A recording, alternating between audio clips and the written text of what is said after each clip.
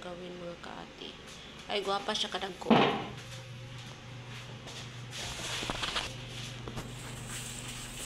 Ang dami lang nagawa. Para to sa ano, dadalhin daw to ng amo namin sa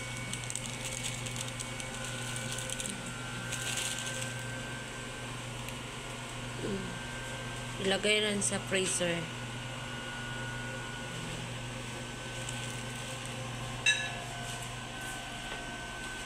Blaalsham. Itong pangalan nito, Blaalsham.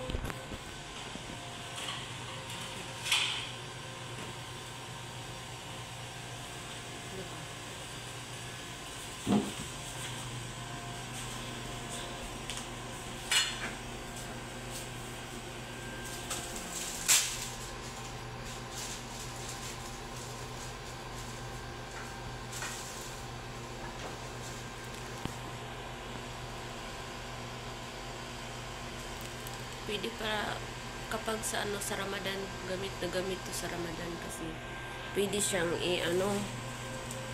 pwede siyang ilagay sa freezer kasi ang tagal niyang gawin to, tapos pagluto nito ang tagal ding lutuin.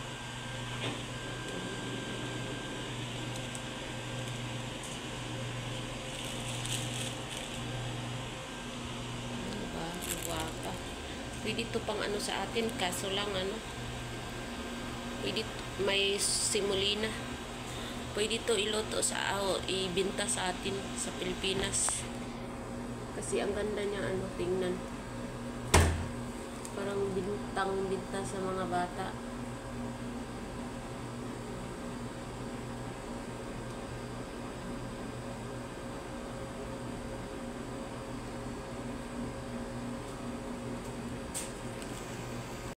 Ayan na yung luto na Blaalsham. Diba?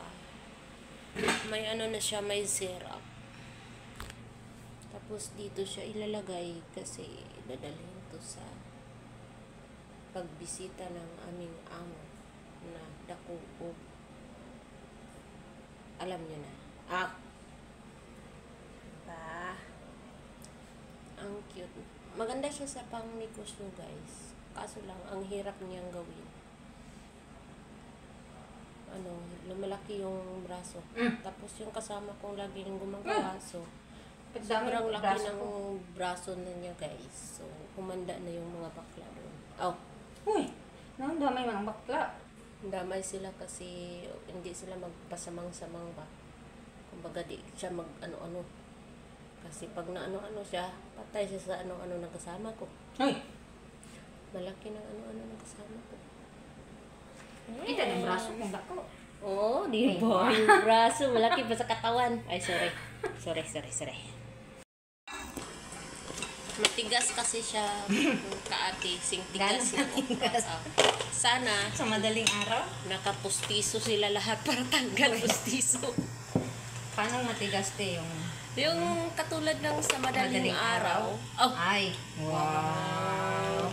Huwag kang ganun-ganun, Grace. Nakakamiss din ba yung matigas sa madaling araw ba?